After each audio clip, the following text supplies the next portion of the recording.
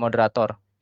Kemudian selanjutnya di kolom chat panitia juga menyediakan absensi yang diharapkan bagi Bapak Ibu untuk dapat mengisi absensi yang kami sediakan di kolom chat. Mungkin itu pengumuman dari kami. Jazakumullah khairan. Kami persilakan pada Ustadz untuk memulai kajiannya. Wa tafadhol maskuro. Silakan Ustadz. Assalamualaikum warahmatullahi wabarakatuh. Alhamdulillahi rabbil alamin. Wassalatu wassalamu ala ashrafil mursalin Nabiyyina wa maulana Muhammadin wa ala alihi wa sahbihi ajma'in. Wa ashhadu an la ilaha illallah wahdahu la syarika lah. Wa ashhadu anna Muhammadan abduhu wa rasuluh. Sallallahu alaihi wa ala alihi wa sahbihi wa sallama tasliman katsira. Thumma amma ba'd. Alhamdulillah, kembali kita melanjutkan kajian rutin per 2 pekan sekali yang diselenggarakan oleh BDI Pepsi. Yang di kesempatan kali ini kita akan secara khusus membuka tentang sebuah forum berkaitan dengan masalah sabar. Karena sebagaimana yang kita ketahui, Allah Subhanahu wa taala memberikan ujian bagi kaum muslimin dan umat manusia di dunia ini dengan keberadaan pandemi COVID. Kita akan membuka satu artikel, yang artikel ini cukup bagus, membahas tentang masalah sabar. Saya gunakan secara konten. Tentang fikih sabar. Bisa nampak? Alhamdulillah. Baik. Sabar dalam agama itu sebagaimana kepala dalam jasad. Maka tidak ada iman bagi orang yang tidak punya kesabaran. Sebab setiap orang yang sabar, setiap orang yang mukmin dia butuh sabar. Kedudukan sabar termasuk di antara kedudukan yang paling tinggi, yang paling agung dalam iman. Karena dengan adanya sabar, yakufu an ijtirahis sayyi'at, akan menahan orang untuk melakukan perbuatan keburukan, terjerumus ke dalam syubhat, pemikiran yang menyimpang, dan melindungi seorang hamba dari tindakan yang buruk yang berkaitan dengan budayanya, kebiasaannya, dan menguatkan seorang hamba untuk melakukan ibadah dan ketaatan, serta mengokohkan sang hamba ketika dia sedang mendapatkan musibah. Dan itulah makna bahasanya sabar adalah bagian dari iman. Dan bahkan disebut dalam pernyataan ini, sabar dalam agama itu sebagaimana kepala. Sehingga dengan akal yang dimiliki oleh seseorang, maka akan menahan dia untuk berbuat jahat, menguatkan dia untuk berbuat taat, kemudian berusaha untuk menghindari setiap kebiasaan yang buruk, termasuk berusaha untuk bertahan ketika dia sedang mendapatkan musibah. Dan orang yang bersabar disebut oleh Allah sebagai orang yang berbuat baik. Qala ta'ala, Allah berfirman, wasbir fa innallaha la yudhi'u ajral muhsinin. Bersabarlah, sesungguhnya Allah tidak akan menyia-nyiakan pahala orang yang sabar, pahala orang yang telah berbuat baik dengan kesabarannya. Lalu apa itu sabar? Sabar secara bahasa artinya adalah al-man'u wal habsu, menahan diri. Sabar secara bahasa artinya adalah menahan diri. Dan ini merupakan lawan dari al-jaza', lawan dari berkeluh kesah. Suka menyampaikan kalimat yang menunjukkan dia tidak ridho. Dan puasa disebut oleh Nabi SAW sebagai sabar. Nabi SAW pernah menyebut bulan Ramadan dengan bulan sabar. Beliau mengatakan kepada salah seorang sahabat yang meminta nasihat untuk rajin berpuasa, kata Nabi SAW, sum syahra sabri. Sum syahra as-sabri. Berpuasalah di bulan sabar. Sehingga bulan Ramadan disebut oleh Nabi SAW dengan sebutan bulan sabar. Karena puasa adalah bersabar, menahan diri untuk tidak melakukan semua bentuk pembatalnya. Sa'id ibnu Jubair rahimahullah, seorang ulama tabi'in, mengatakan, as-sabru i'tiraful abdi lillah. Sabar adalah pengakuan seorang hamba kepada Allah terhadap apa yang dia terima fihi, di kehidupan dunia ini. Dan dia mengharapkan pahala dari sisi Allah, mengharapkan pahala darinya. Waqad yajzi'ur rajul, dan terkadang orang itu berkeluh kesah. Wa huwa yatajallat, padahal dia itu orang yang keras, orang yang kasar. Tapi ketika dia kena musibah, dia berkeluh kesah. La yura minhu, di mana sikap cengengnya itu nggak kelihatan, illa sabr, kecuali setelah dia diuji dengan kesabaran. Sehingga ada orang yang dia kasar dengan orang lain, dia keras, dia sok gagah. Begitu diuji dengan musibah, nah kelihatan sekarang, oh ternyata dia orang yang cengeng. Ya. Maka tidak kelihatan kelemahan yang ada pada dirinya berupa sifat cengengnya, kecuali dengan sabar. Kemudian tentang hukum sabar, sabar hukumnya wajib dengan ijma' ulama. Karena Allah Ta'ala perintahkan, wali rabbika fasbir, sebagaimana yang ada di surat Al-Muddathir. Allah perintahkan, bersabarlah untuk Rabbmu.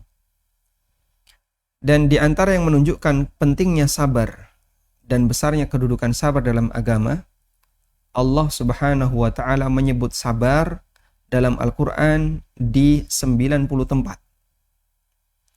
Baik bentuknya perintah atau pujian. Wasbir atau pujian, innallaha ma'as sabirin, Allah bersama orang yang sabar. Allah perintahkan atau Allah sebutkan di 90 tempat dalam Al-Quran. Ala sittata asyara naw'an, dengan 16 jenis bentuk sabar. Sabar meninggalkan maksiat, sabar ketika dapat musibah, sabar ketika melakukan taat, sabar ketika berdakwah, sabar ketika A, B, C. Ada 16 jenis. Yang itu ada di 90 kata dalam Al-Quran. Dan Nabi SAW menyebut sabar dengan sebutan dia. Dia itu artinya sinar. Beliau sebut sabar dengan sinar. Dalam hadis riwayat Muslim, Nabi SAW bersabda, was-salatu nurun, was-sadaqatu burhanun, was-sabru diya'un. Salat itu cahaya, sedekah itu bukti, dan sabar itu sinar. Karena orang yang bersabar, maka dia ibarat bersinar, dan sinar itu panas, tapi menghasilkan cahaya. Ya, ada nur, ada diya. Ya.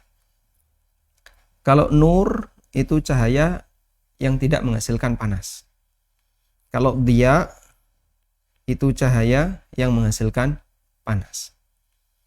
Allah Subhanahu wa Ta'ala menjadikan matahari sebagai diya. Ja'ala syamsa diya'an wal qamara nura. Sedangkan Allah sebut bulan sebagai nur, karena cahaya bulan tidak menghasilkan panas, sedangkan cahaya matahari menghasilkan panas. Allah Subhanahu wa Ta'ala menyebut sabar dengan diya, karena sabar itu panas. Tapi kalau orang tidak sabar, maka dia akan tenggelam dalam kegelapan. Ibnu Rajab rahimahullah mengatakan, walamma kana sabru syaqan 'alan nufus. Mengingat sabar itu berat bagi jiwa, maka butuh perjuangan jiwa, butuh menahan diri dengan apapun yang diinginkan oleh hawa nafsu. Kana diya'an, maka sabar itu ibarat sinar.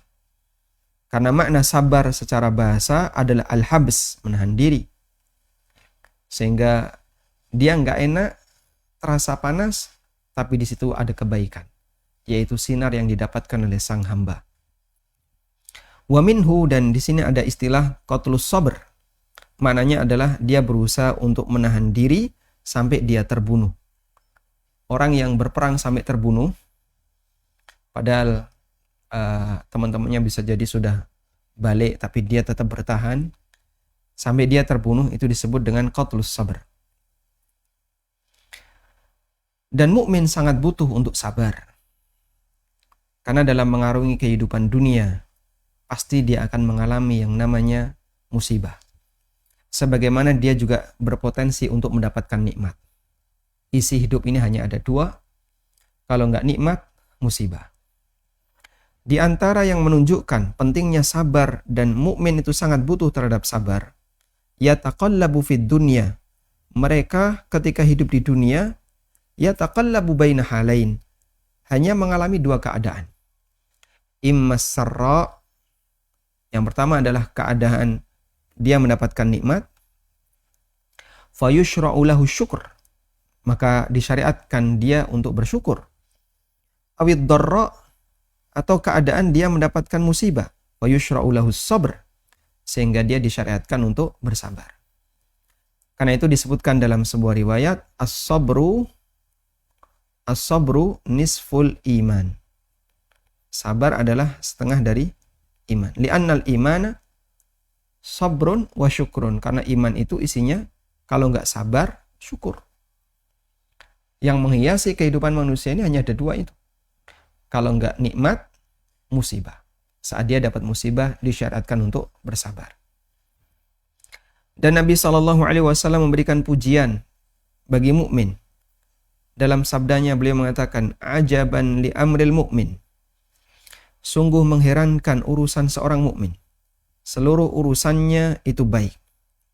Walaysa dzaka li ahadin, dan itu tidak dimiliki illa lil mu'min, kecuali oleh seorang mukmin. In asabathu sarra, jika dia mendapatkan kesenangan, syakara, dia bersyukur. Wa kana khairan lah, maka saat dia dapat nikmat, syukurnya itu memberikan kebaikan baginya. Wa in asabathu dharra, dan jika dia mendapatkan musibah, sabara, dia bersabar. Wa kana khairan lahu, maka sikap sabar itu terbaik baginya. Hadis riwayat Muslim. Waqad kana Rasulullah sallallahu alaihi wasallam sayyidas sabirin, dan Nabi sallallahu alaihi wasallam adalah pemimpin bagi orang-orang yang sabar dalam melaksanakan kewajiban, menjauhi larangan, bersabar terhadap berbagai macam musibah dan tekanan yang diberikan oleh orang-orang kafir. Dan beliau adalah orang yang paling bersabar ketika sedang mendapatkan ujian. Dan ini bentuk ketaatan beliau terhadap perintah Allah Ta'ala. Fasbir kama sabara ulul azmi minar rusul. Bersabarlah kamu sebagaimana sabarnya para rasul di kalangan ulul azmi. Dan ulul azmi ada berapa Bapak Ibu? Rasul ulul azmi ada 5. 5 itu adalah Nimim, Nuh, Ibrahim, Musa, Isa, Muhammad. Yang jadi pertanyaan begini, kenapa di antara 5 ini tidak ada Nabi Ayub? Padahal kita sering mendengar Nabi Ayub adalah tokoh dalam kesabaran. Semua Nabi tokoh dalam kesabaran. Dan Ayub sering disebut. Lalu kenapa Ayub tidak masuk dalam kategori ulul azmi? Jawabannya, sabarnya ulul azmi dengan sabarnya Ayub beda. Sabarnya ulul azmi itu sabar dalam dakwah. Sedangkan sabarnya Ayub itu sabar dalam musibah. Dan ini dua bentuk sabar yang berbeda.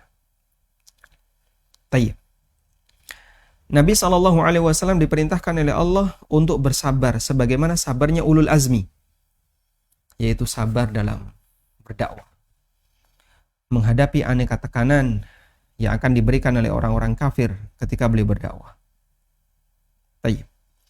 Selanjutnya kita akan melihat pesan yang disampaikan oleh para sahabat, para ulama salaf untuk bersabar. Umar radhiyallahu anhu pernah mengatakan, wajadna khaira aishina bisabri. Kami jumpai bekal hidup terbaik bagi kami adalah sabar. Wa qala Aliun radhiyallahu anhu, Ali radhiyallahu anhu mengatakan, as-sabru minal iman. Sabar dalam dalam iman, bimanzilatir ra'si minal jasad. Itu sebagaimana kepala dalam badan.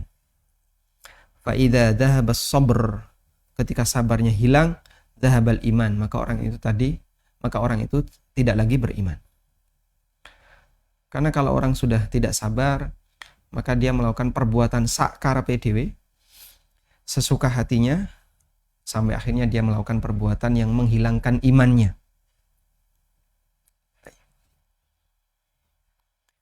Wa qala al-Hasan, kata Hasan al-Basri, wajadtu al-khaira fi sabri sa'atin. Aku jumpai kebaikan itu ada pada sabar meskipun sesaat. Sehingga orang menahan diri, sabar sesaat. Dan emosi itu naik, tidak selamanya. Nanti akan ada turun. Nah, saat emosi naik lalu kita sabar, itulah kebaikan. Sebagaimana keterangan Hasan al-Basri. Baik, sekarang coba kita lihat keterangan Umar bin Abdul Aziz. Kalimat yang sangat indah. Wa qala Umar bin Abdul Aziz. Umar bin Abdul Aziz pernah mengatakan, ma an'amallahu ala abdin ni'matan fantaza'aha minhu. Apabila seorang hamba diberi oleh Allah nikmat, lalu Allah cabut nikmat itu darinya, fa'adha makanaha sabra. Lalu Allah gantikan nikmat itu dengan kesabaran. Allah kasih si A sebuah harta. Lalu hartanya oleh Allah dihilangkan. Kemudian Allah kasih dia sifat sabar. Dia bersabar dengan musibah hilangnya harta itu. Padahal sebelumnya juga nggak punya. Sebelumnya dia nggak punya, lalu Allah kasih, kemudian Allah cabut nikmat itu. Apa kata Umar? Illa kana ma awwadahu khairan mimman taza'ahu. Maka sabar yang menggantikan nikmat itu lebih baik dibandingkan nikmat yang dicabut oleh Allah Subhanahu wa taala. Bapak Ibu, kita terlahir nggak punya mobil, nggak punya rumah, nggak punya motor. Kita terlahir nggak punya pekerjaan. Lalu dengan takdir Allah, Allah hilangkan mobil kita, Allah hilangkan rumah kita, Allah jadikan kita pengangguran. Kita tidak punya pendapatan. Baik karena kondisi pandemi atau karena faktor yang lain. Padahal dulu ketika kita lahir kita juga nggak punya itu. Lalu ketika Allah cabut nikmat-nikmat itu, Allah kasih kita kesabaran. Kata Umar bin Abdul Aziz, sabar yang kau miliki itu lebih baik dibandingkan nikmat yang Allah cabut itu. Karena mobilmu, rumahmu, motormu hanya bisa dinikmati di dunia. Sifatnya terbatas. Waktunya sangat terbatas. Sementara sifat sabarmu, sikapmu bersabar ketika dapat musibah, pahalanya abadi. Bisa kau nikmati sampai kiamat. Itulah yang dimaksud keterangan Umar bin Abdul Aziz, Masya Allah. Sehingga kalau kita memahami seperti ini, lalu sebagian di antara nikmat Allah cabut dari diri kita. Apapun bentuk nikmat itu. Kemudian kita bersabar. Masya Allah. Lalu kita meyakini, insya Allah ini lebih baik daripada itu. Nikmat sabar ini lebih baik dibandingkan nikmat harta itu, karena harta itu nggak bisa saya nikmati ketika saya di akhirat, sedangkan nikmat sabar ini bisa saya nikmati ketika saya di akhirat. Itu akan menjadi sebuah bahan bagi kita untuk tenang, tidak merasa kehilangan, karena Allah sudah gantikan nikmat mobil yang hilang itu dengan sabar yang muncul dalam diri kita. Baik, sekarang kita akan lihat keutamaan sabar. Was-sabru lahu fadail. Sabar itu punya banyak keutamaan. Di antaranya adalah ats-tsawabul azim, pahala yang besar di akhirat. Allah Ta'ala berfirman, innama yuwaffas sabiruna ajrahum bighairi hisab. Orang-orang yang sabar itu pahalanya diberikan oleh Allah, dicukupi pahalanya oleh Allah, dipenuhi pahalanya oleh Allah tanpa hitungan. Pahala orang yang sabar itu dikasihkan oleh Allah tanpa hitungan. Bighairi hisab, tanpa hitungan. Sufyan Ats-Tsauri rahimahullah mengatakan, innamal ajru ala qadri sabr.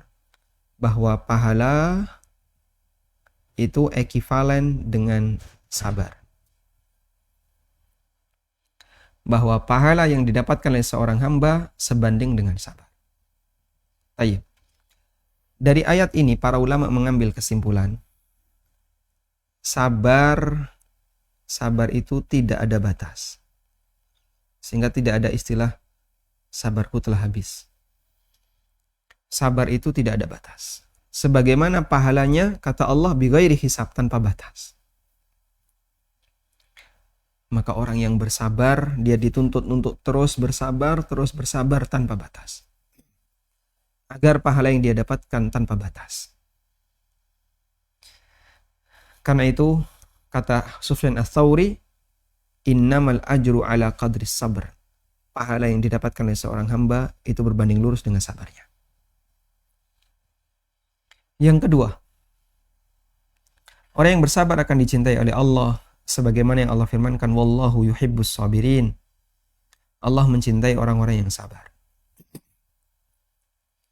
Yang ketiga, surga bagi orang yang sabar ketika mendapatkan ujian di dunia. Atha bin Abi Rabah meriwayatkan, Ibnu Abbas pernah mengatakan kepadaku, Atha muridnya Ibnu Abbas, ala urikam ra'atan min ahlil jannah, maukah kutunjukkan kepadamu wanita penduduk surga? Kata Atha, bala, mana beliau? Ya tentu saya mau. Qala, kemudian Ibnu Abbas mengatakan, hadhil mar'atus sauda, wanita yang berkulit hitam itu.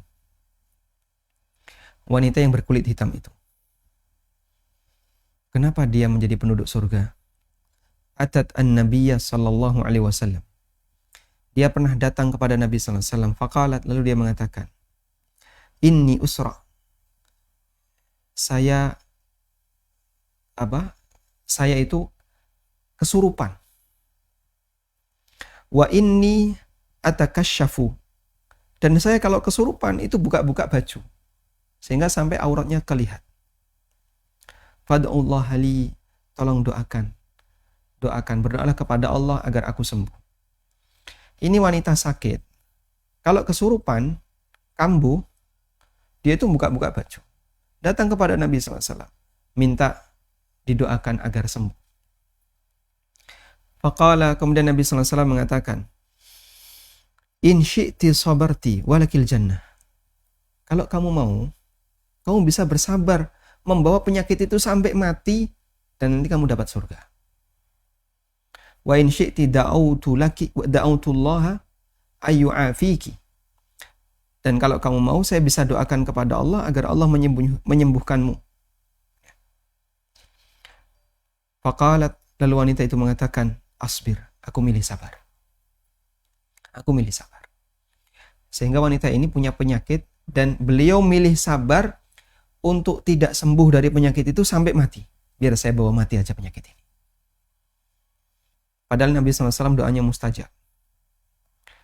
Dan mudah bagi beliau untuk berdoa kepada Allah, memohon kesembuhan bagi wanita ini, agar tidak lagi ayanan, tidak lagi kesurupan, sehingga dia sembuh. Tapi dia lebih milih pilihan Nabi SAW, kalau kamu mau sabar, bawa penyakit itu sampai mati, kamu dapat pahala, dapat surga. Dia milih sabar. Lalu dia bertanya, meminta kepada Nabi SAW, inni atakasyaf. Tapi saya kalau sudah ayanan, saya buka aurat. Tolong doakan kepada Allah agar aku tidak buka aurat. Fada'alaha, lalu didoakan kepada Allah Ta'ala. Sepeninggal Nabi SAW, wanita ini masih hidup. Dan penyakit itu kembali kadang kumat lagi, kembali kumat, sembuh, tapi tidak membuka aurat. Muttafaqun alaih, hadis riwayat Bukhari Muslim. Dan inilah keutamaan ketika orang itu bersabar mendapatkan doa dari Nabi SAW untuk bisa mendapatkan surga. Sufyan ibnu Uyainah mengatakan, lam yu'tal ibadu afdala minas sabri bihi dakhalul jannah. Tidak ada anugerah yang lebih afdal yang diberikan kepada hamba selain sabar, karena dengan sabar mereka bisa masuk surga. Yang keempat, dengan sabar orang bisa Allah Subhanahu wa taala akan membersamainya. Dengan sabar dia mendapatkan ma'iyatullah, mendapatkan perhatian khusus dari Allah. Allah membersamainya.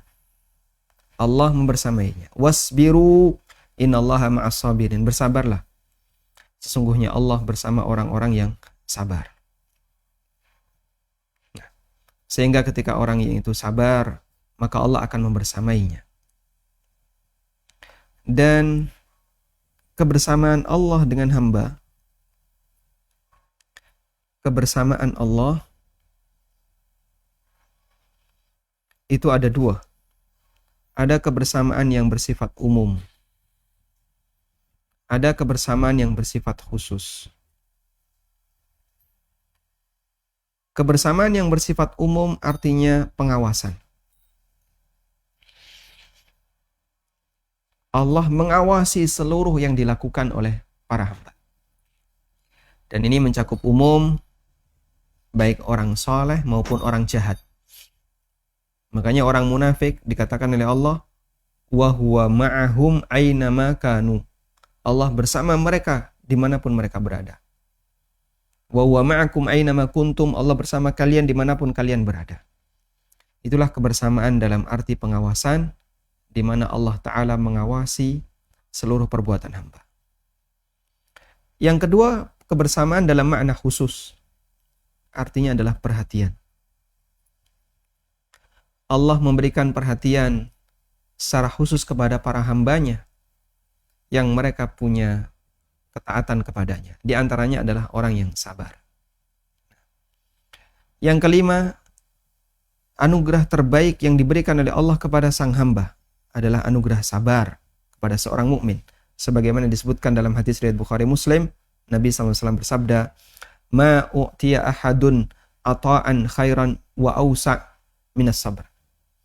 Tidak ada pemberian yang lebih baik dan lebih luas yang diberikan kepada seorang hamba melebihi pemberian berupa sabar.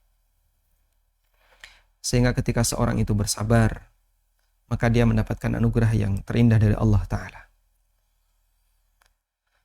Selanjutnya, orang yang bersabar mendapatkan 3 kabar gembira. Seperti yang disebutkan oleh Allah di surat Al-Baqarah. Wa basyiris sabirin, berikanlah kabar gembira bagi orang yang sabar. Yaitu ketika dia dapat musibah, mereka mengatakan inna lillahi wa inna ilaihi raji'un. Mereka itu, orang-orang yang sabar ini mendapatkan 3 hal. Pertama, salawat dari Rabb-nya. Anda kalau ingin mendapatkan salawat dari Allah, bersabar. Yang kedua, rahmat dari Allah. 1, salawat. 2, rahmat. Yang ketiga, disebut oleh Allah dapat hidayah. Ulaika humul muhtadun. Mereka lah orang yang dapat hidayah. Sehingga 3 anugerah yang dicurahkan oleh Allah untuk hambanya yang bersabar. Pertama, dia dapat salawat. Yang kedua, dia dapat rahmat. Yang ketiga, dia dapat hidayah. Baik. Selanjutnya, kita beralih kepada macam-macam sabar. Sabar ada 3 macam. Yang pertama adalah sabar dalam menunaikan ketaatan. Sabar dalam menunaikan ketaatan gimana? Orang sholat 5 waktu, tepat waktu. Orang sholat subuh, dia harus bangun di saat dalam kondisi masih ngantuk. Orang sholat tahajud, orang berpuasa, dan melakukan ketaatan pada umumnya. Pasti dia nggak suka. Karena itu bertentangan dengan apa? Hawa nafsunya, kondisi nyaman pada dirinya. Makanya ketika kita sholat yang terpikir kapan rampung, kapan selesai. Ramadan, begitu Ramadan tiba, ya, tiba-tiba Ramadan. Sehingga dia, waduh kok sudah datang puasa lagi. Kapan Ramadan selesai? Yang dinanti hari rayanya.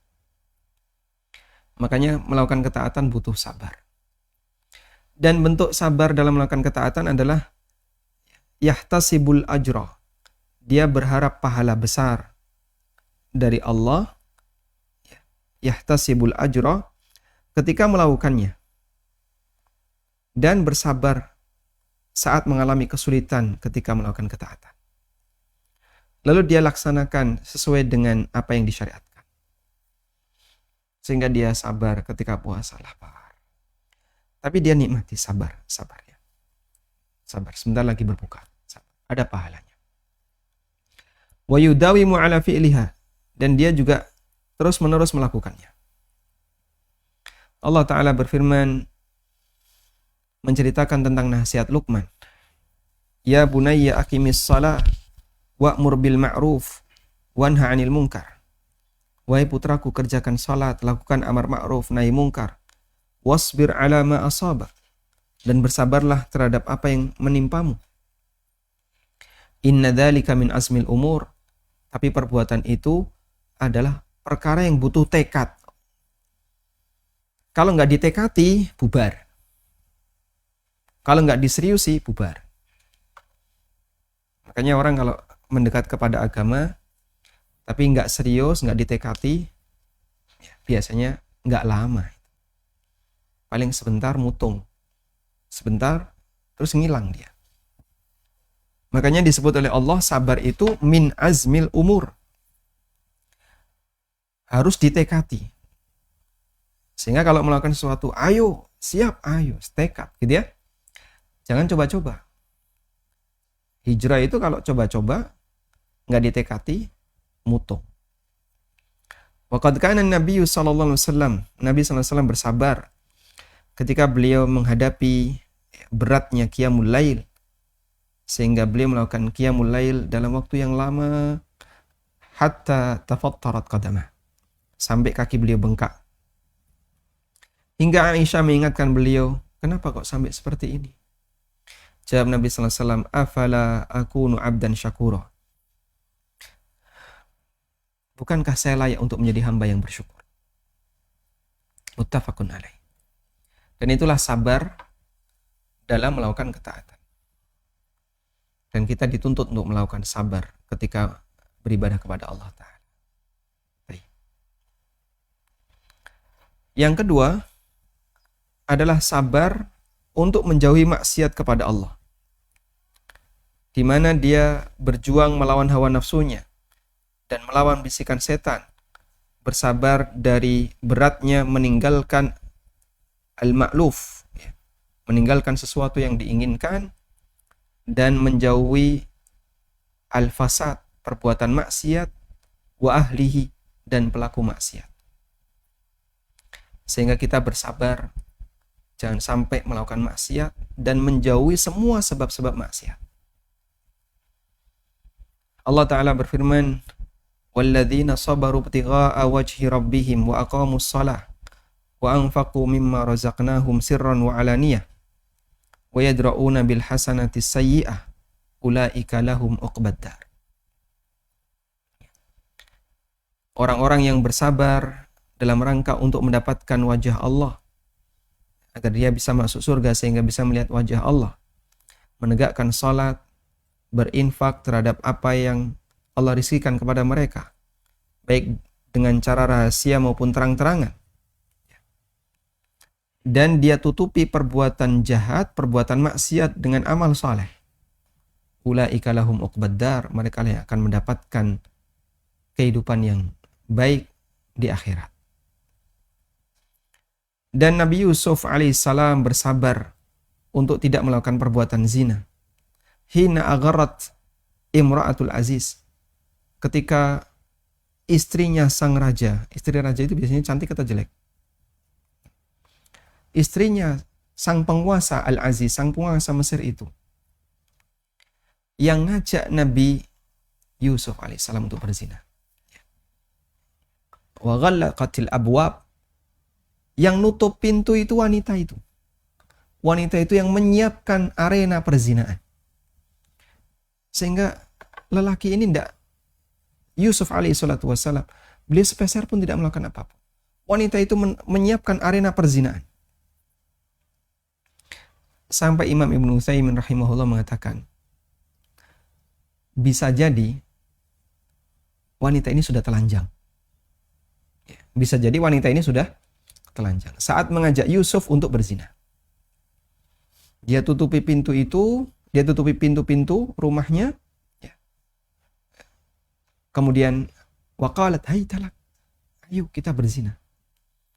Imam Ibnu Utsaimin mengatakan bisa jadi wanita ini sudah telanjang. Wajtama'at lahu dawa'i syahwah. Ada faktor dorongan syahwat. Mudah untuk dilakukan. Tidak ada yang mengawasi.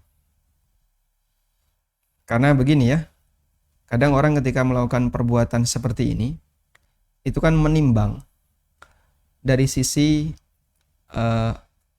mana yang lebih beresiko. Zina itu antara laki dan perempuan, mana yang lebih beresiko? Perempuan, karena dia bisa hamil.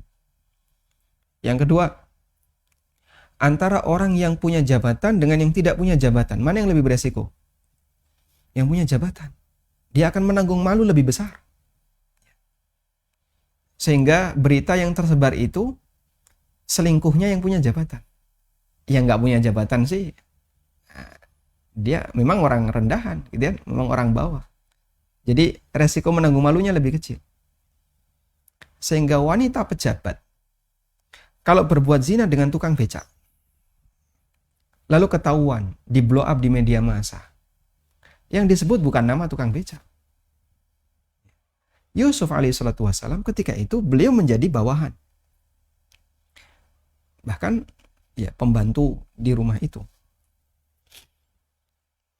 Tapi beliau bersabar. Dengan sabar yang besar, karena kuatnya iman, dan beliau menghadirkan muraqabatullah. Beliau menghadirkan bahwasanya Allah yang mengawasi beliau. Malu di hadapan Allah, lalu Allah lindungi beliau sehingga tidak terjumus ke dalam perbuatan al-fahisyah. Dan Allah lindungi beliau dari perbuatan yang hina. Itulah sabar dalam agar tidak melakukan perbuatan maksiat. Yang ketiga adalah sabar terhadap takdir buruk. Takdir buruk menurut perhitungan manusia. Takdir yang tidak menguntungkan manusia. Di mana dia bersabar ketika mendapatkan kesulitan dan dampak buruk dari musibah. Bentuknya bagaimana sabar ketika dapat musibah? Yatajannabu jami'al aqwali wal af'ali allati tusakhitur rabba. Menjauhi setiap perkataan dan perbuatan yang bisa menyebabkan murka Allah Subhanahu wa taala.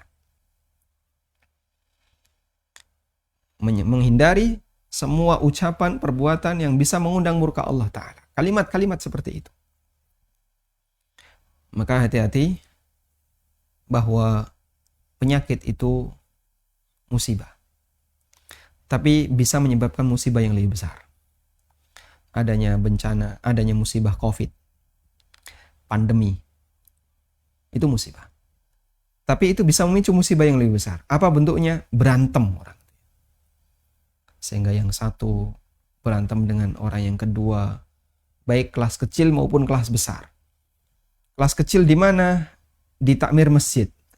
Berantem antar takmir. Sampai takmir mengundurkan diri, antar jamaah, ya. Ayal-ayalan, berantem di grup WA. Kemudian kelas yang lebih gede lagi, kelas kampung. Kelas yang lebih gede lagi, negara. Sampai orang berantem gara-gara pandemi. Tayyib. Dan itu adalah bentuk takdir. Dan ketika orang mengalaminya, kalau dia bersabar, maka seharusnya jangan melakukan perbuatan yang mengundang murka Allah Subhanahu wa taala. Allah taala berfirman, "Alladzina idza asabathum musibah qalu inna lillahi wa inna ilaihi raji'un." Pujian bagi orang yang bersabar. Ketika mereka dapat musibah, mereka mengucapkan inna lillahi wa inna ilaihi raji'un. Dan Nabi sallallahu alaihi wasallam juga bersabda, "Inna 'idhamal jazaa'i ma'idhamil bala." Besarnya balasan itu berbanding lurus dengan besarnya ujian. Sehingga besarnya balasan ekivalen dengan ujian. Dan Allah ketika mencintai seorang hamba, Allah mencintai satu kaum, maka Allah akan menguji mereka. Siapa yang ridho, maka dia akan mendapatkan ridhonya. Dan siapa yang marah, maka Allah akan marah kepadanya. Dan bentuk marah kepada ujian Allah, dia melakukan perbuatan atau menyampaikan kalimat yang mengundang murka Allah Subhanahu wa taala. Maka Allah akan murka kepadanya. Hadis riwayat Tirmidzi. Tayyib. Dan jamaah yang dimuliakan Allah taala, ada orang yang karena nggak kuat dengan kondisi pandemi bunuh diri. Saya dapat info itu, ada orang yang bunuh diri. Bapaknya kena COVID, lalu dia belum kena begitu, dia nggak kuat, bunuh diri. Dapat info keluarganya masuk rumah sakit, dia nggak kuat, pulang bunuh diri. La haula wala quwata illa billah. Tayyib. Selanjutnya, seorang mukmin tidak mendapatkan pahala ketika mendapatkan musibah kecuali saat dia mengharapkan pahala dari Allah Ta'ala. Ya. Karena yang dapat musibah itu bukan hanya mukmin, kafir juga dapat. Bedanya apa? Adanya harapan. Bedanya adalah adanya harapan. Yang ini disebut oleh Nabi SAW dengan disebut oleh para ulama dengan ihtisab. Sehingga siapa yang sabiran muhtasiban, dia bersabar dan berusaha untuk ihtisab, mengharap pahala dari Allah. Bi ayyukina, di mana dia menanamkan keyakinan dalam dirinya bahwa Allah yang menakdirkan ini semua karena adanya hikmah yang luar biasa untuk mengujinya dan menguji imannya serta mengangkat derajatnya dan menghapuskan dosanya. Sehingga orang ketika sakit, dia tanamkan keyakinan dalam dirinya. Ada hikmah besar dari saya sakit ini. Allah ingin menguji saya. Allah berkehendak untuk menguji imanku, menaikkan derajatku, menggugurkan dosa-dosaku. Dan ketika dia bersabar, maka dia mendapatkan pahala yang besar di akhirat. Maka itulah orang yang melakukan ihtisab saat dia dapat ujian. Ya. Sehingga orang kafir dengan mukmin sama-sama dapat musibah pandemi ini, bedanya di sini, Pak ya. Bedanya di sini. Kita punya harapan di sisi Allah, sementara mereka tidak punya. Maka kalau mukmin kehilangan ini, ya sama seperti mereka yang kafir. Sama-sama nggak dapat pahala, begitu ya. Sehingga sakit, cuman sakit aja dirasain sakit. Tapi nggak ada perasaan kalau ini akan menggugurkan dosa, tidak menaruh harapan besar di sisi Allah, ya, tidak ada ihtisab. Maka nggak ada bedanya antara dia dengan yang lain. Sehingga kalau ingin dapat pahala, hadirkan harapan di sisi Allah ketika dapat musibah. Dalam situasi pandemi, kita semuanya mengalami kondisi nggak nyaman. Meskipun berkelas, ada yang diuji oleh Allah sangat hebat, sangat berat.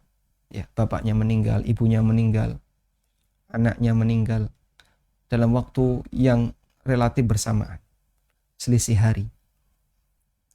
Ya. Salah satu kawan saya, beliau dalam satu rumah itu bertiga, beliau anak tunggal. Ibunya sudah janda sejak masih SMA. Beliau anak tunggal. Lalu beliau sakit. Kemudian ditunggu oleh ibunya. Satu lagi istrinya, istri kawan saya ini. Beliau sakit, ditunggu oleh ibunya. Karena kecapean ibunya pulang. Sampai rumah mati. Akhirnya dapat info, ibunya meninggal dunia. Kemudian beliau merasa sedih, malamnya mati. Tinggal sendirian istrinya bersama anak-anaknya. Ada yang dapat musibah seperti itu, ada yang musibah seperti ini. Ada di antara kita yang dapat musibah tapi lebih ringan. Namun semuanya merasa khawatir, merasa takut jangan-jangan ada anggota keluarga kita yang hilang. Nah, di saat itulah kita dituntut untuk mengharapkan pahala dari Allah Subhanahu wa taala. Dan di antara bentuk sabar ketika dapat musibah adalah tidak banyak mengeluh ketika dapat musibah, mengeluh kepada selain Allah. Nabi Ayyub alaihi salatu wassalam ketika beliau mendapatkan musibah, beliau mengeluh kepada Allah Ta'ala, diiringi dengan doa. agar dijauhkan dari madarat ini. Allah Ta'ala berfirman, wa ayyuba idh nada rabbahu anni massani yadurru wa anta arhamur rahimin.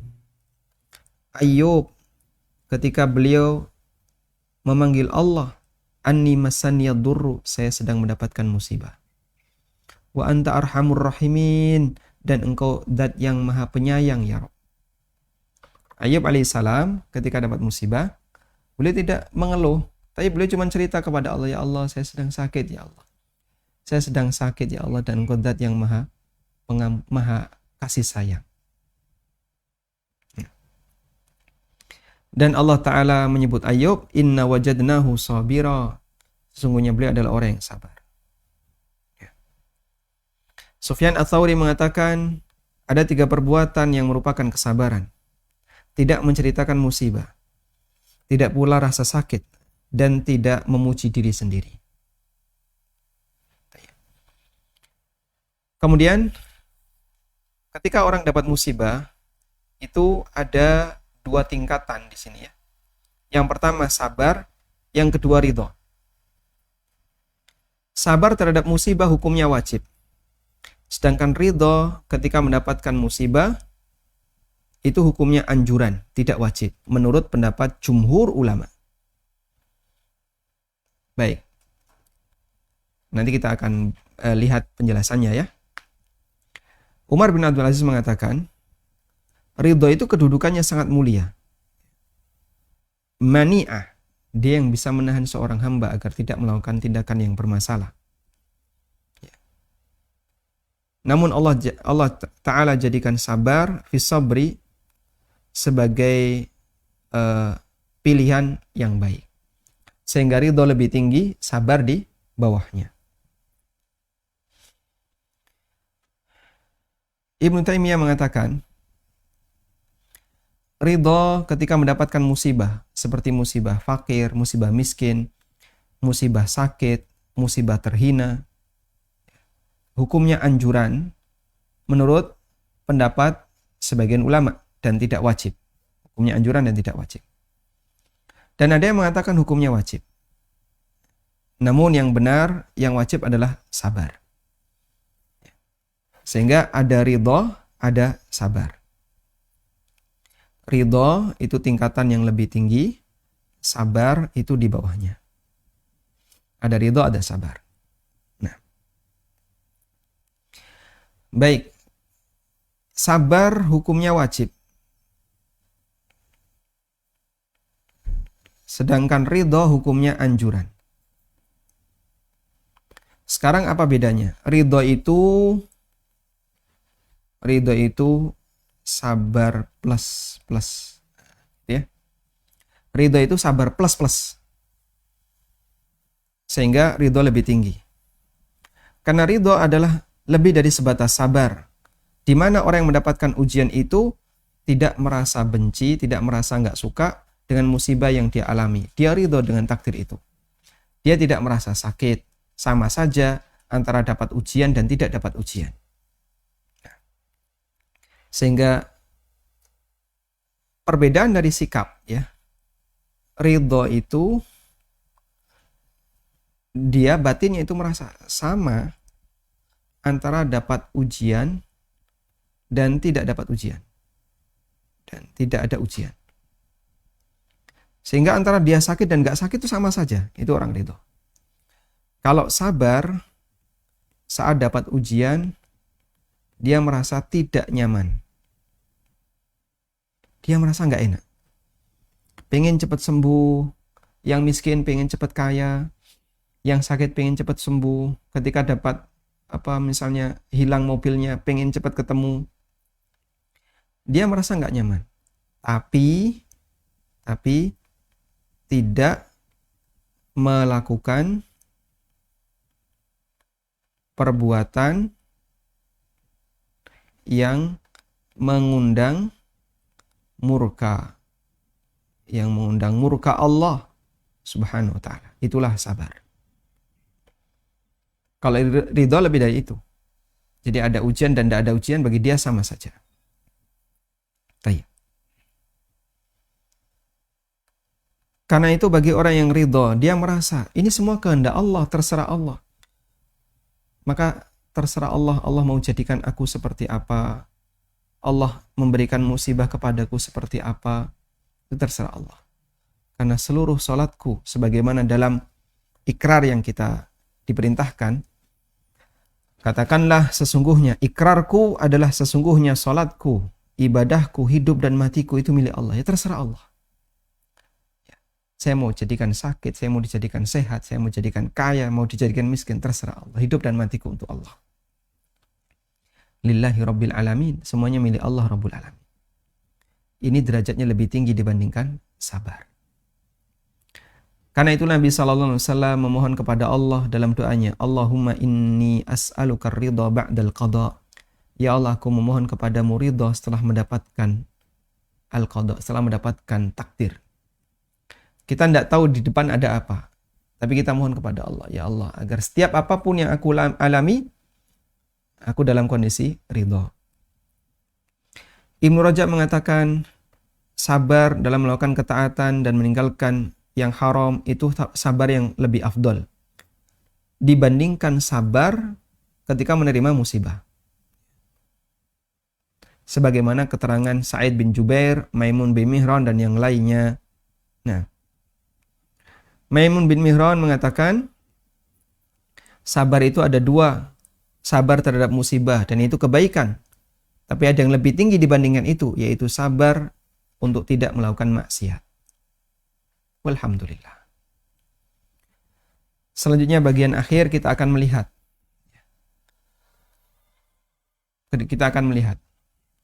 Kedudukan sabar itu ada 4. Ada 4 jenis manusia dalam menjalani kesabaran. Yang pertama adalah sabar untuk melakukan ketaatan kepada Allah dan sabar tidak melakukan maksiat. Inilah jenis yang tertinggi, dan itu kondisi para nabi, siddiqun, dan para wali. Ibnu Battal mengatakan, orang penyabar yang paling tinggi kedudukannya di sisi Allah adalah orang yang sabar tidak melakukan apa yang Allah haramkan. Sabar melakukan ketaatan kepada Allah. Maka siapa yang melakukan itu, berarti dia ikhlas beribadah kepada Allah dan manusia pilihannya. Ya. Nabi SAW bersabda, kalian tidak akan mendapatkan pemberian yang lebih luas dan lebih bagus dibandingkan sabar. Yang kedua adalah sabar untuk melakukan ketaatan kepada Allah. Dia kerjakan yang wajib, tapi terkadang dia melanggar maksiat, sehingga dia kerjakan perbuatan dosa. Maka orang ini zalimun li nafsihi, mendolimi dirinya sendiri. Wala yadkhulu fil fadlil azim lis sabr, tapi dia tidak mendapatkan keutamaan besar sabar meninggalkan maksiat. Yang ketiga, orang yang bersabar dengan meninggalkan maksiat, sehingga dia tidak tenggelam dalam perbuatan maksiat dosa besar. Karena dia berusaha untuk menjaga dirinya jangan sampai melakukan tindakan yang hina. Tapi dia nggak bisa sabar untuk taat, sehingga dia menyepelekan yang wajib. Maka orang ini adalah musiun, orang yang jahat, ya. Dan dia dalam kebinasaan dan bisa jadi mengantarkan kepada su'ul khatimah. Ya. Jadi dia berusaha untuk menjaga dirinya, izahnya, tapi dia nggak mau melakukan sholat, nggak puasa.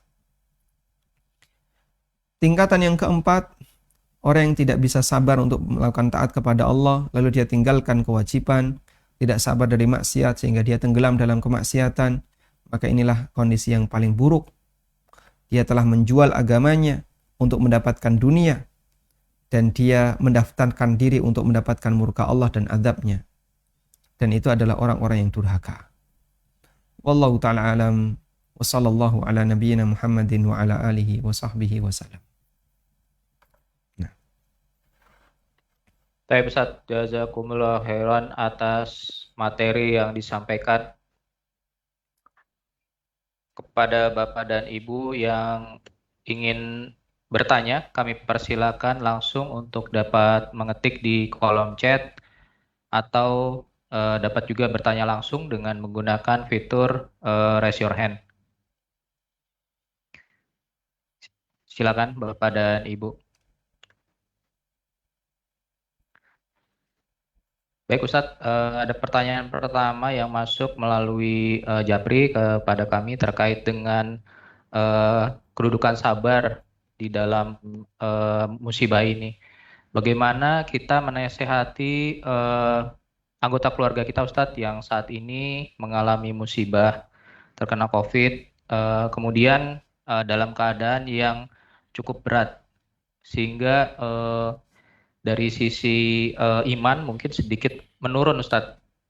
Mungkin itu pertanyaan Ustadz. Jadi begini ya, terkadang orang itu perlu tahu prioritas, sehingga dia harus tahu apa yang harus dia kerjakan sesuai dengan porsinya. Dalam kondisi ketika ada orang yang sudah tidak lagi memungkinkan untuk bisa diselamatkan dari sakit. Misalnya, ini sudah sangat parah. Anda mau mencoba untuk melakukan treatment apapun, nampaknya juga tidak akan bisa memperbaiki, tidak menambah, nggak begitu berpengaruh. Kalau sudah sadar seperti itu, jangan melawan. Artinya begini, pokoknya harus sembuh, ayo dokter, pokoknya harus sembuh, pokoknya saya nggak terima kalau sampai, subhanallah, kamu ini siapa? Ya. Tahu diri, sudah. Nah kalau sudah tahu seperti itu, sekarang switch, selamatkan akhiratnya. Ketika dunia sudah tidak bisa ditahan, sudah tidak bisa dipertahankan, berikutnya switch, selamatkan akhiratnya. Maksudnya gimana? Antarkan dia untuk bisa mendapatkan husnul khotimah. Ini kesempatan yang terakhir. Mau kapan lagi? Ini mumpung orangnya belum meninggal. Terus gimana? Pertebal iman. Ya, sudah, selanjutnya terima saja kondisi ini. Sudah sulit bagi Anda untuk menghindarinya. Nah, selanjutnya mari kita selamatkan akhiratnya. Talqin dia. Banyak bersabar. Ditalqin untuk apa? Istighfar. Ucapkan istighfar. Astagfirullah. Kemudian membaca kalimat-kalimat thayyibah. Daripada isinya hanya nuntut, dan nuntut. Kamu ngapain nuntut seperti ini? Kemampuan dokter untuk mengobati terbatas. Dan terkadang usaha manusia tidak memberikan pengaruh apapun yang bisa meningkatkan nilai kesehatannya. Ini nggak ngefek. Ya cuman bisa mempertahankan. Bisa mempertahankan. Tapi tidak begitu berpengaruh. Ya, kalau sudah di posisi seperti ini, cukup sampaikan, ya, pertahankan akhiratnya. Perjuangkan jangan sampai meninggal dalam kondisi murka kepada takdir Allah Subhanahu wa taala. Tanamkan sifat ridho kepada takdir. Anda kalau meninggal dalam kondisi dapat musibah, lalu bersabar, insya Allah itu akan menjadi bekal hebat. Anda akan mendapatkan pahala yang besar. Dan sabarmu itu lebih baik dibandingkan kondisi sehatmu. Karena sehat itu terbatas dan sabar tidak terbatas. Sehingga orang ketika bersabar, maka dia akan terus mendapatkan aliran pahala sampai akhir.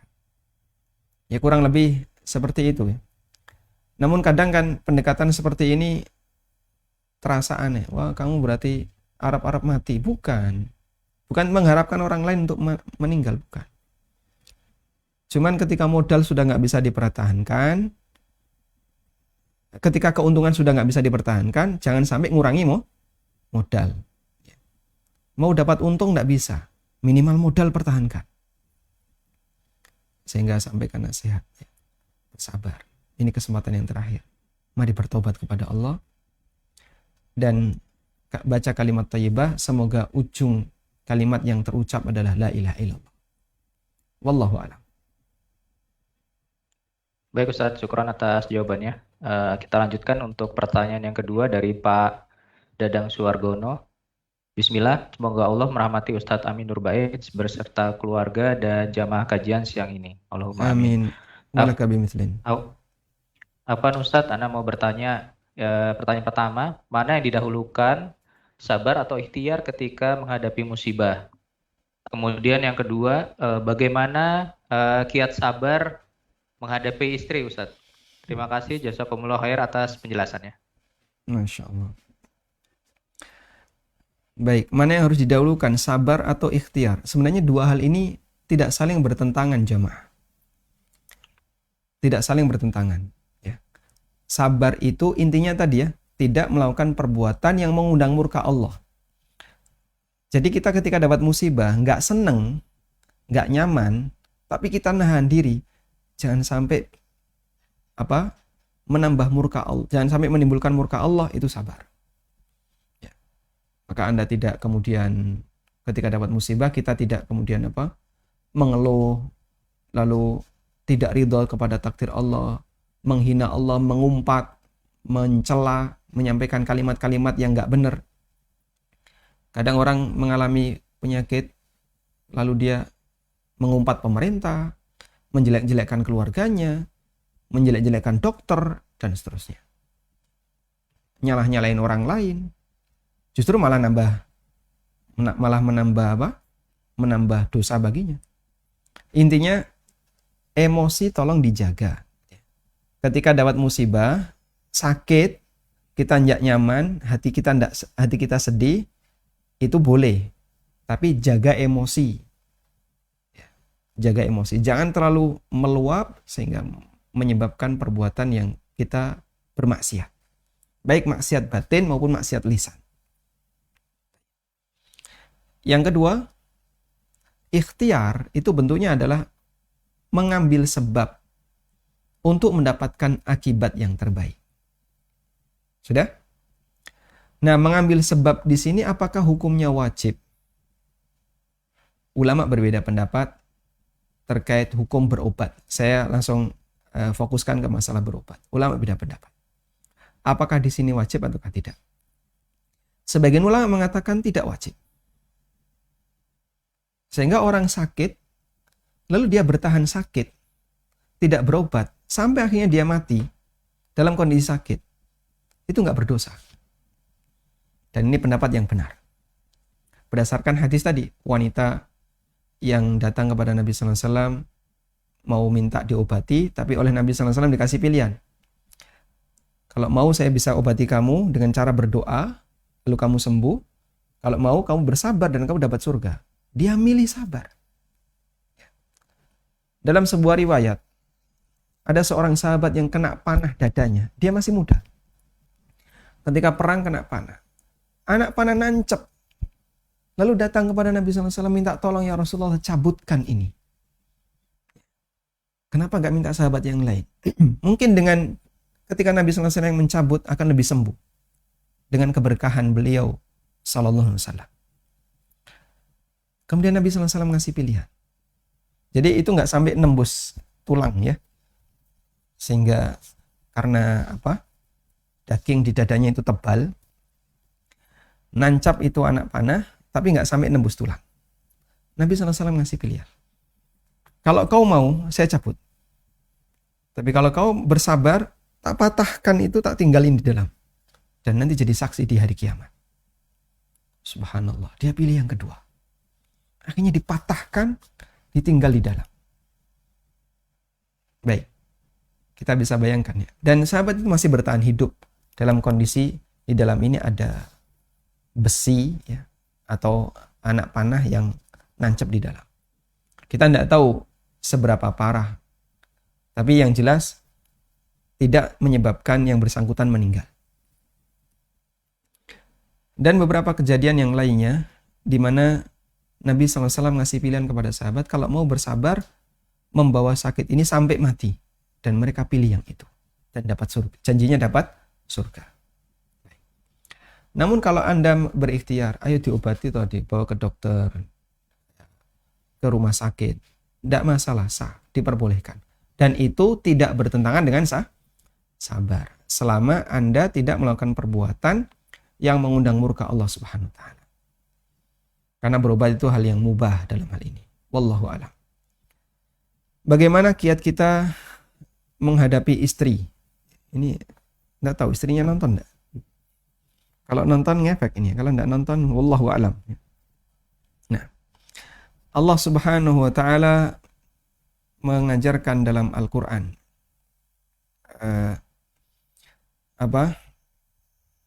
khairan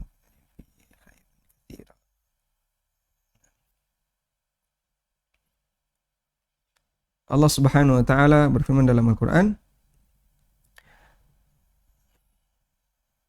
kalau kamu menjumpai ada sesuatu yang tidak kau sukai dari istrimu, ya, Allah Subhanahu wa taala berikan kebaikan yang banyak baginya di sisi yang lain. Ini Allah berfirman di surat An-Nisa ayat 19.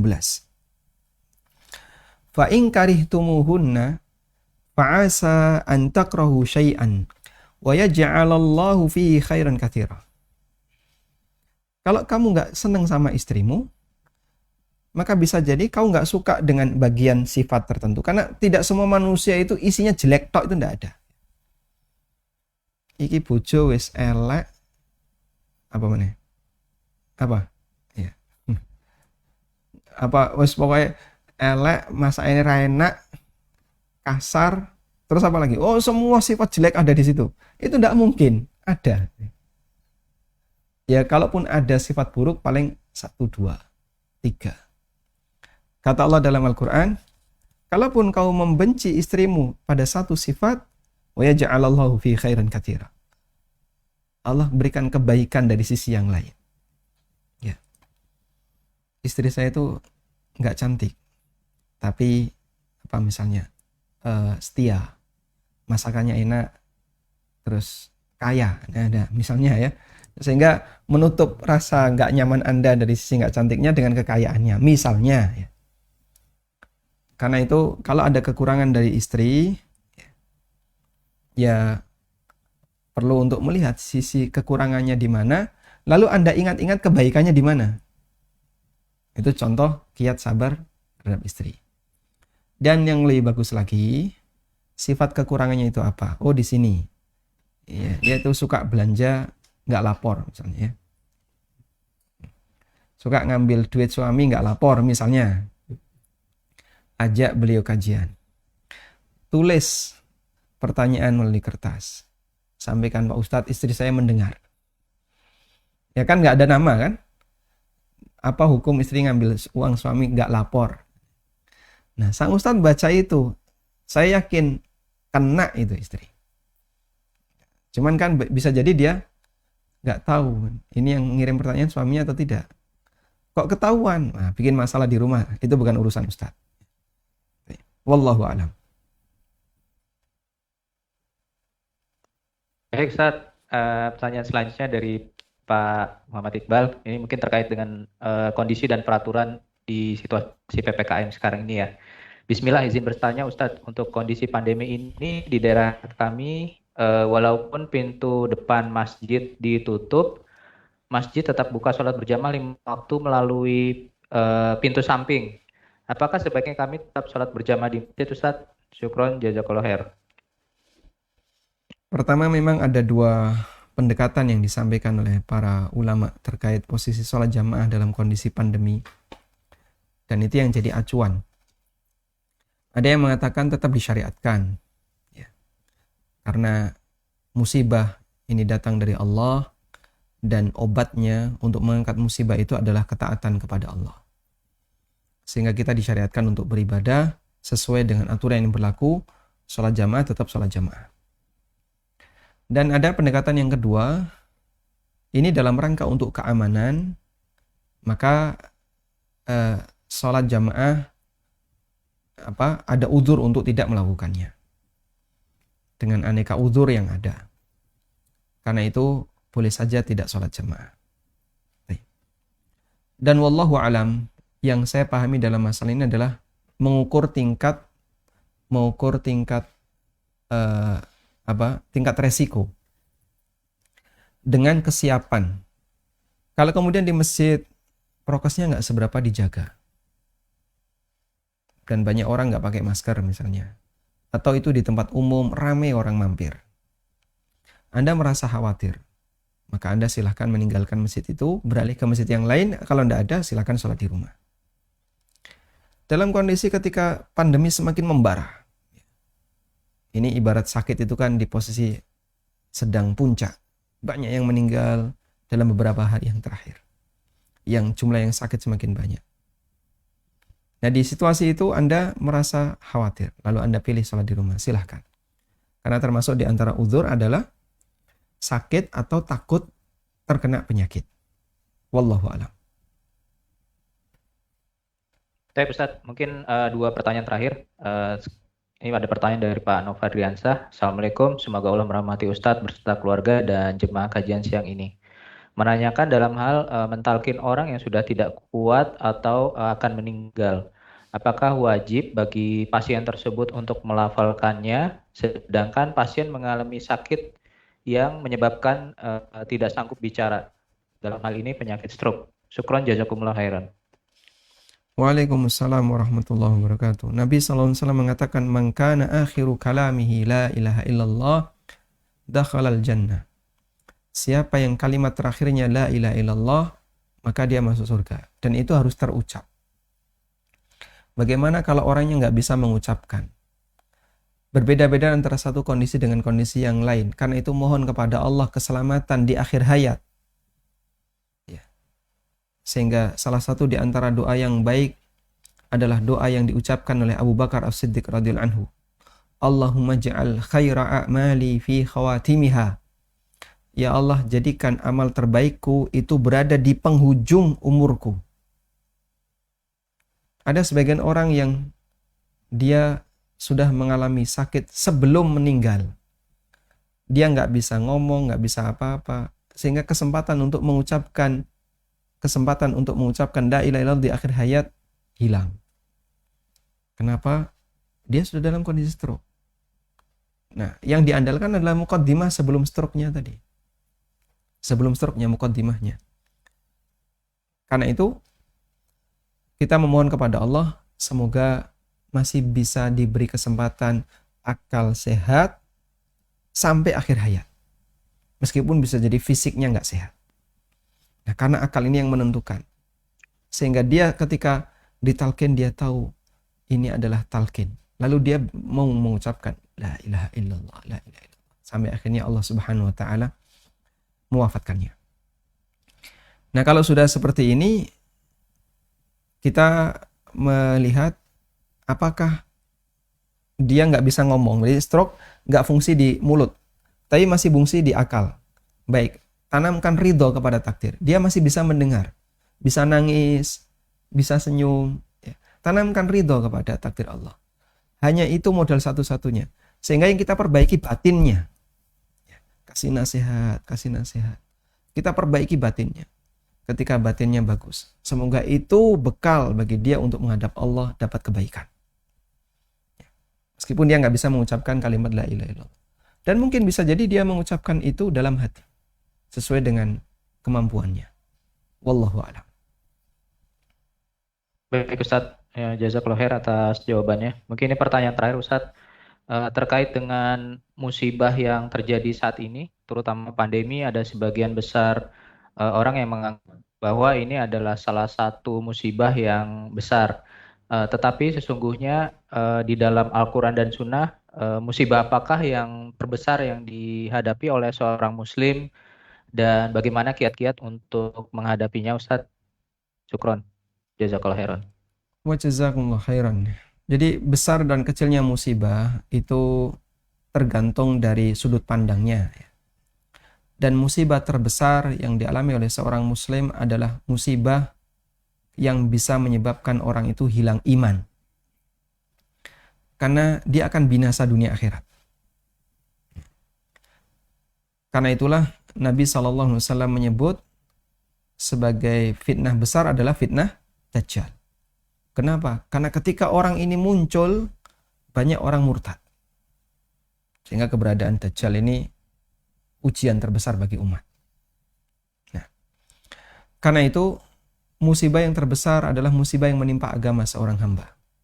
Sehingga doa Nabi SAW, beliau mohon kepada Allah, jangan sampai kalau terkena musibah itu merugikan agamanya. Beliau memohon kepada Allah, wala taj'al musibatana fi dinina. Janganlah engkau jadikan musibah yang menimpa kami, ya Allah, musibah yang merugikan agama kami. Dan itu penting ya.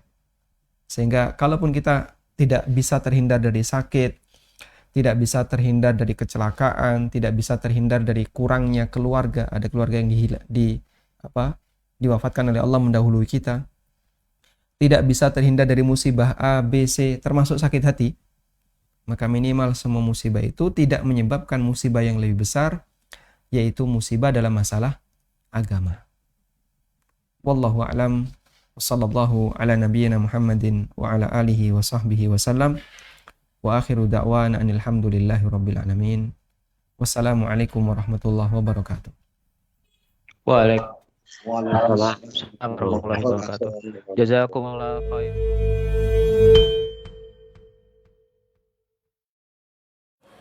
Assalamualaikum warahmatullahi wabarakatuh. Alhamdulillah wassalatu wassalamu ala Rasulillah wa alihi wa sahbihi wa man wala, amma ba'du.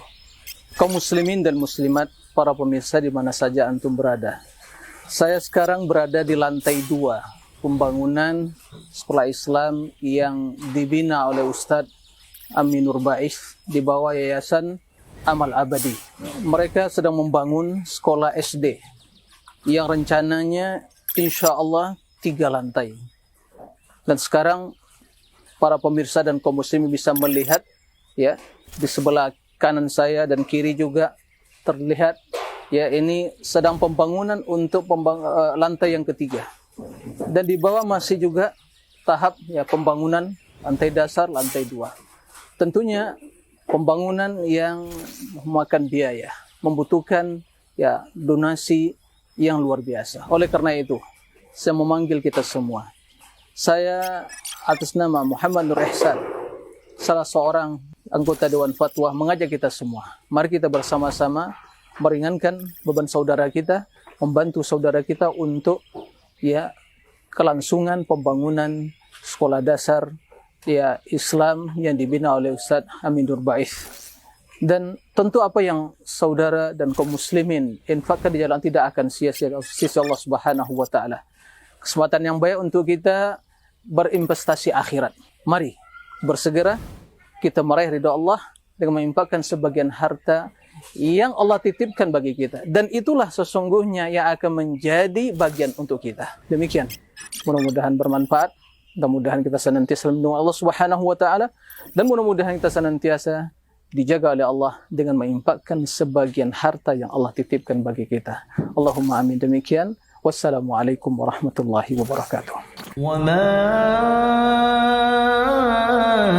anfaqtum min syai'in fahuwa yukhlifuh wa huwa khairur raziqin.